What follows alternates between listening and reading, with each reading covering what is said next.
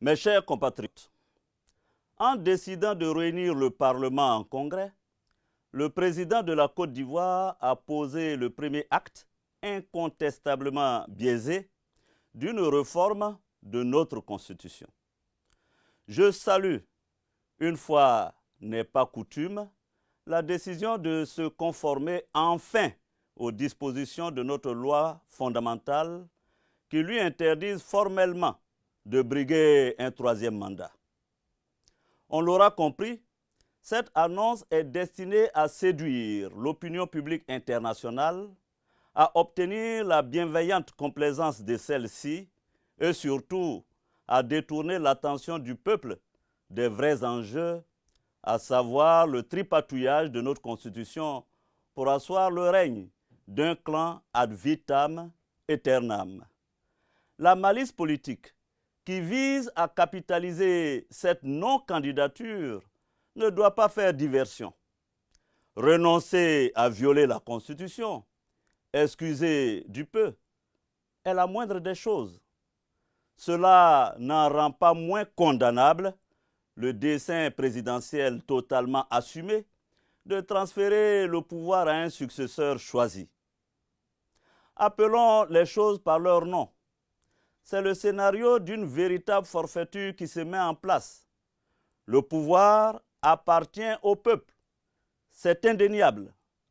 Ce n'est ni un héritage, ni un legs. Il ne se transfère pas. C'est au seul peuple de Côte d'Ivoire d'élire le président de la République. C'est son droit inaliénable. Le schéma qui se met en place aujourd'hui est celui d'un projet de dévolution successorale du pouvoir suprême par le biais d'une manœuvre constitutionnelle. Ainsi, ce régime ne se contente pas de museler ses opposants, d'emprisonner des députés sans la levée de leur immunité parlementaire, ni de mettre la justice à sa botte. Il manipule notre loi fondamentale 3 ans seulement après son adoption par référendum en la triturant au nom de petits calculs électoralistes. Le déni de démocratie est patent, car, à double titre, cette réforme est inacceptable. La méthode d'abord. Réformer la Constitution, c'est prendre la décision d'une entreprise structurante qui ne peut se concevoir et s'exécuter sans y associer l'ensemble de la classe politique et des forces vives de la nation. Pour ma part, j'estime qu'un pouvoir loyal et responsable ne peut prétendre engager un tel chantier sans privilégier une procédure référendaire seule à même de susciter une large adhésion et lui conférer une réelle légitimité. La Constitution appartient à tous les citoyens. Ici, c'est un homme seul qui, de façon autoritaire et sans la moindre concertation, décide de la soumettre à son bon vouloir. Le temps, ensuite. À cette démarche singulière s'ajoute une gestion du temps parfaitement inique. Ainsi, en Côte d'Ivoire, on réforme la Constitution moins de 7 mois avant une élection présidentielle. On y change unilatéralement les règles du jeu à si courte distance d'une telle échéance, alors que la pré-campagne a débuté et que des candidats se sont déjà déclarés. Le protocole de la CEDEAO relatif à la démocratie interdit, nous le savons, de tels tripatouillages. Manifestement, le pouvoir d'Abidjan n'en a cure. Le régime de M. Alassane Ouattara nous donne chaque jour l'exemple consternant de ce qu'il ne faudrait plus faire. Le règne de l'arbitraire, des institutions méprisées, le goût obsessionnel du pouvoir qui réduit le peuple à l'état de témoin passif de son destin. L'enjeu aujourd'hui est de consolider notre démocratie et de renforcer nos institutions. Un pouvoir légitime ne doit pas passer par-dessus ses concitoyens. Il doit les mettre en situation de s'exprimer. Aucun progrès, aucune dynamique n'est possible dans un pays où le pluralisme est réduit à néant.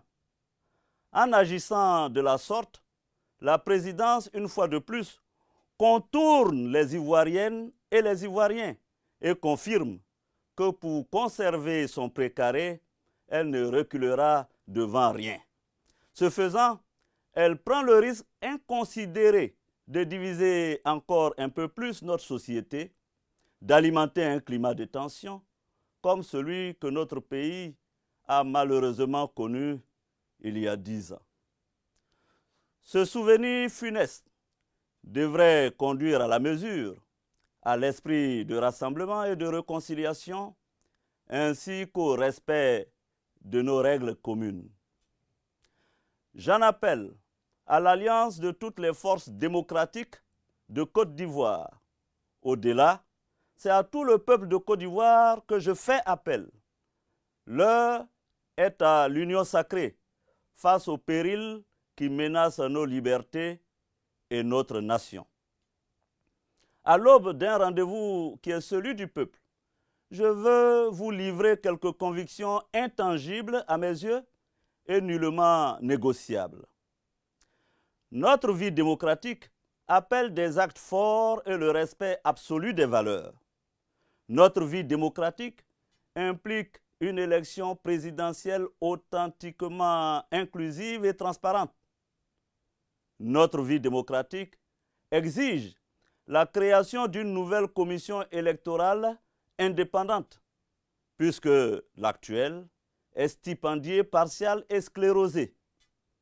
Et j'ajouterai ceci, notre vie démocratique doit pouvoir mobiliser tous les citoyens à égalité.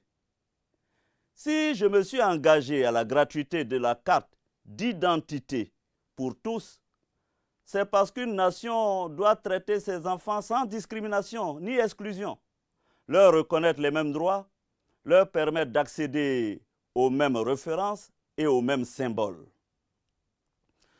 Je suis candidat à l'élection présidentielle d'octobre 2020.